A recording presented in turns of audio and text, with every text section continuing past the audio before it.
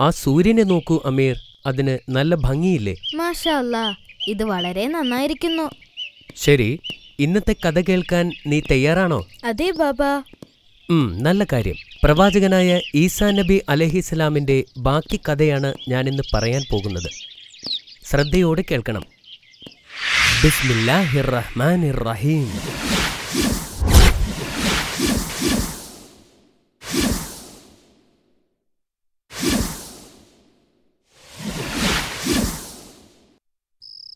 ഈസാ നബി അലൈഹിസ്സലാം തൗറാത്ത് വളരെ ആവേശത്തോടെ വായിക്കുകയാണ്.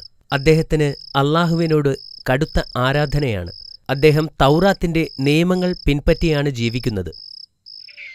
സബത്തിന്റെ ദിവസം അദ്ദേഹം പ്രാർത്ഥനാലയത്തിലേക്ക് പോവുകയായിരുന്നു.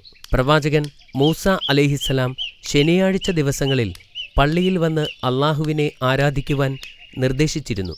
എന്നിരുന്നാലും സബത്തിന്റെ ദിവസം പള്ളിയിൽ പോകാൻ ജനങ്ങൾ കുറേ നാളായി ആരും തന്നെ വരില്ലായിരുന്നു. പുരോഹിതന്മാർ നൂറുകണക്കിന് കാര്യങ്ങൾ നിയമവിരുദ്ധമായി ആവശ്യപ്പെട്ടിരുന്നതുകൊണ്ടാണ് ഇത്. ഒന്ന് സങ്കൽപ്പിക്കുക, മരിക്കാൻ കിടക്കുന്ന ഒരു രോഗി ഒരു വൈദ്യനെ വിളിക്കുന്നത് നിയമവിരുദ്ധമായി കണക്കാക്കി. രോഗി കഴിക്കുന്നതും കുടിക്കുന്നതും മുടി വൃത്തിയാക്കുന്നതുമെല്ലാം പാപമായി കണക്കാക്കി. പക്ഷേ പ്രവാചകൻ അവരുടെ നിയമങ്ങൾ പാലിച്ചില്ല. വിശക്കുന്ന ഒരു കുട്ടിക്ക് അദ്ദേഹം ഒരു പഴം പറിച്ചു നൽകി. ഇത് കണ്ട് പുരോഹിതന്മാർ ദേഷ്യം കൊണ്ട് മുഖം ചുളിച്ചു. വൃദ്ധയായ ഒരു സ്ത്രീക്ക് തണുപ്പിൽ നിന്ന് രക്ഷ നേടാൻ അദ്ദേഹം തീ കത്തിച്ചു കൊടുത്തു. ഇത് സബത്ത് നിയമത്തിന്റെ ലംഘനമായി കണക്കാക്കപ്പെട്ടിരുന്നു. ഒടുവിൽ പ്രവാചകൻ ആരാധനാലയത്തിൽ എത്തിയപ്പോൾ അമ്പരന്നു പോയി. 25,000-ത്തിലധികം പുരോഹിതന്മാർ അതിനകത്തുണ്ടായിരുന്നു. എല്ലാവരും ആരാധനാലയത്തിൽ നിന്ന് മാത്രം സമ്പാദിച്ച് ജീവിക്കുന്നവർ. സന്ദർശകരെക്കാളും കൂടുതൽ പുരോഹിതന്മാരാണെന്നറിഞ്ഞപ്പോൾ പ്രവാചകൻ അത്ഭുതപ്പെട്ടു. അവിടമാകെ ആടുകളെക്കൊണ്ടും പ്രാവുകളെക്കൊണ്ടും നിറഞ്ഞിരുന്നു. യാഗമർപ്പിക്കുന്നതിനു വേണ്ടി ജനങ്ങൾക്ക് വിൽക്കാൻ വച്ചിരിക്കുന്നവയായിരുന്നു അത്. ആരാധനാലയത്തിനകത്തുള്ള ഓരോ പടിയും സന്ദർശകരുടെ പണം ചിലവിട്ടാണ് ഉണ്ടാക്കിയിരുന്നത്. പുരോഹിതന്മാർ പണത്തെയല്ലാതെ മറ്റൊന്നിനെയുമല്ല ആരാധിച്ചിരുന്നതെന്ന് മനസ്സിലായപ്പോൾ പ്രവാചകന് ദുഃഖം തോന്നി. പുരോഹിതന്മാർ ഒരു ചന്തയിലെന്ന പോലെയാണ് പ്രവർത്തിച്ചിരുന്നത്. പാവപ്പെട്ട ആളുകൾക്ക് പ്രാവിൻ്റെയും ആടുകളുടെയും വില താങ്ങാൻ കഴിയാതെ ഓടിപ്പോകുന്നതും പ്രവാചകൻ കണ്ടു. പുറത്ത് ആയിരക്കണക്കിന് ആളുകൾ പട്ടിണി കിടക്കുമ്പോൾ പുരോഹിതന്മാർ ആരാധനാലയത്തിനുള്ളിൽ ധാരാളം സാധനങ്ങൾ യാഗം നടത്തി കത്തിച്ചു കളയുന്നത് എന്തിനെന്നോർത്ത് പ്രവാചകൻ വിഷമിച്ചു.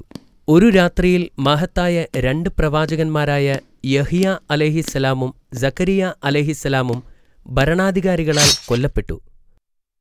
ആ രാത്രിയിൽ വെളിപാട് ഈസാ നബി അലൈഹിസ്സലാമിന്റെ മേൽ ഇറങ്ങിവന്നു. ഇസ്രായേൽ ജനത്തെ വിളിച്ചുകൂട്ടി ഉത്ബോധിപ്പിക്കാൻ അള്ളാഹു പ്രവാചകനോട് കൽപ്പിച്ചു.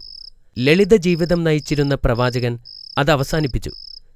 ഈസാ നബിയുടെ ജീവിതത്തിൽ ആരാധനയും സമരവും ആരംഭിച്ചു. അദ്ദേഹം എതിരാളികളെപ്പോലെ നിലവിലുള്ള നിയമത്തെ തള്ളിപ്പറയുകയും മൂസാ നബി അലൈഹിസ്സലാമിന്റെ നിയമത്തെ ശക്തിപ്പെടുത്തുകയും ചെയ്തു. പ്രവാചകൻ തന്റെ ജനത്തെ ശ്രേഷ്ഠമായ വാക്കുകളിലൂടെയും പ്രവർത്തനങ്ങളിലൂടെയും ലളിത ജീവിതം നയിക്കാൻ ആവശ്യപ്പെട്ടു. 10 കൽപ്പനകൾ അവർ ഉദ്ദേശിക്കുന്നതിലും കൂടുതൽ മൂല്യമുള്ളതാണെന്ന് പുരോഹിതന്മാരെ മനസ്സിലാക്കാൻ പ്രവാചകൻ ശ്രമിച്ചു. ഉദാഹരണമായി 5-ാമത്തെ കൽപ്പനയിൽ ശാരീരിക കൊലപാതകം നടത്തുക മാത്രമല്ല, എല്ലാ തരത്തിലുള്ള ശാരീരികമോ മാനസികമോ ആത്മീയമോ ആയ എല്ലാ കൊലപാതകങ്ങളും നിരോധിച്ചിരിക്കുന്നു. അദ്ദേഹത്തിന്റെ ഉപദേശങ്ങൾ പുരോഹിതന്മാരെ ശല്യപ്പെടുത്തിയിരുന്നു.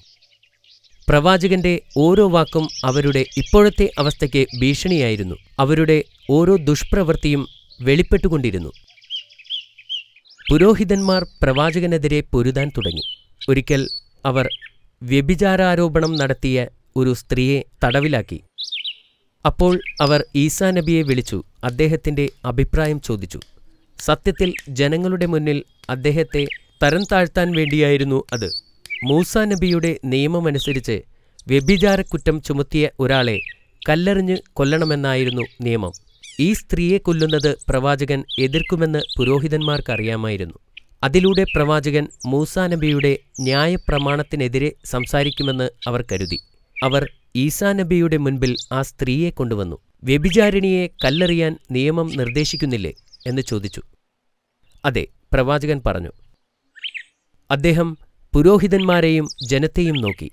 അന്നത്തിനു വേണ്ടി തെറ്റ് ചെയ്ത ഈ സ്ത്രീയേക്കാൾ വലിയ പാപികളാണ് അവരെന്ന് പ്രവാചകൻ അറിയാമായിരുന്നു. പുരോഹിതന്മാർക്കെതിരെ പറഞ്ഞാൽ അദ്ദേഹം മൂസാനബിയുടെ നിയമം തെറ്റിച്ചതായി അവർ കരുതും. ഇത് പുരോഹിതന്മാരുടെ ആസൂത്രണമാണെന്ന് അദ്ദേഹത്തിന് മനസ്സിലായിരുന്നു. അപ്പോൾ അദ്ദേഹം ജനങ്ങളുടെ നേരെ പുഞ്ചിരിയോടെ നോക്കി ഉച്ചത്തിൽ പറഞ്ഞു, നിങ്ങളിൽ പാപം ചെയ്യാത്തവർ അവളെ കല്ലെറിയട്ടെ. ഇത് കേട്ടപ്പോൾ പുരോഹിതന്മാർ അത്ഭുതപ്പെട്ടു. ചുറ്റും നിൽക്കുന്ന ആളുകൾ ഒന്നും മിണ്ടുന്നില്ല. ആരും അവളെ കല്ലെറിയാൻ ധൈര്യപ്പെട്ടില്ല. അവർ എല്ലാവരും പാപികളായിരുന്നു.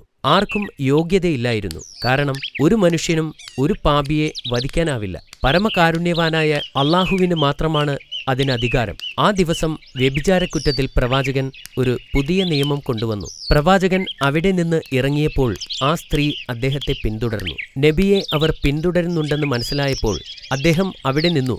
എന്നിട്ട് അവരോട് ചോദിച്ചു, എന്തിനാണ് എന്നെ പിന്തുടരുന്നത്?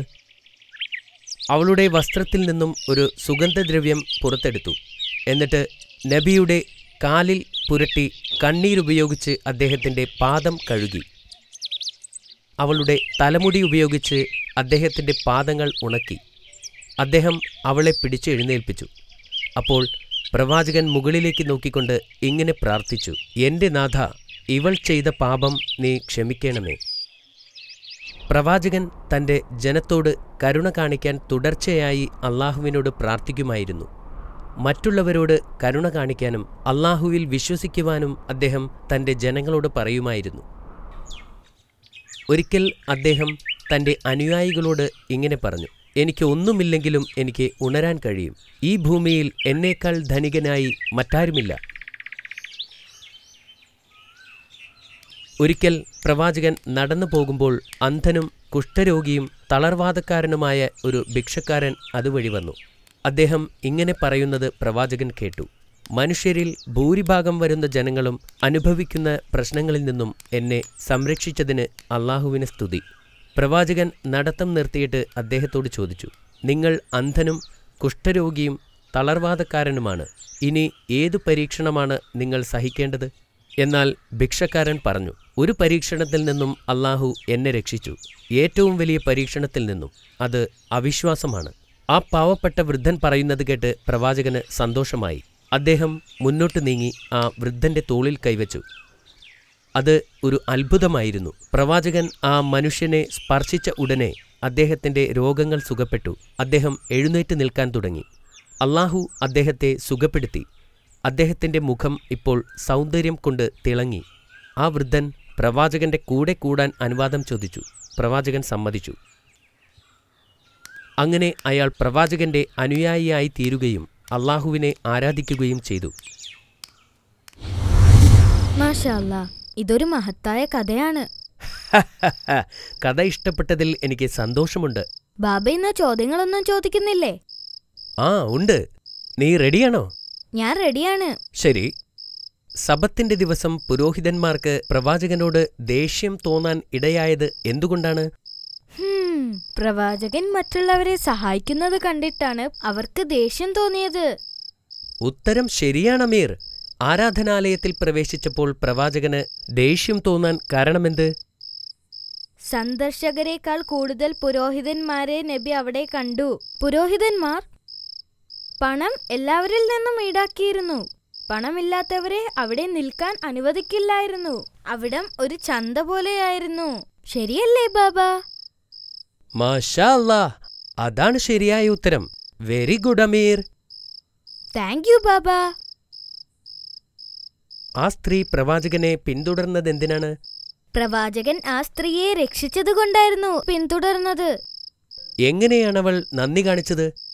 സുഗന്ധതൈലവും കണ്ണുനീരും കൊണ്ട് അദ്ദേഹത്തിന്റെ പാദങ്ങൾ കഴുകുകയും മുടികൊണ്ട് തുടയ്ക്കുകയും ചെയ്തു. പ്രവാചകൻ കാണിച്ച അടുത്ത അത്ഭുതം എന്തായിരുന്നു? കുഷ്ഠരോഗിയുടെ അസുഖം മാറ്റി. മാഷാ അല്ലാ, എന്റെ മോൻ പറഞ്ഞത് എല്ലാം ശരിയാണ്. നാളെ വേറൊരു കഥ ഞാൻ നിനക്ക് പറഞ്ഞു തരാം. Good night.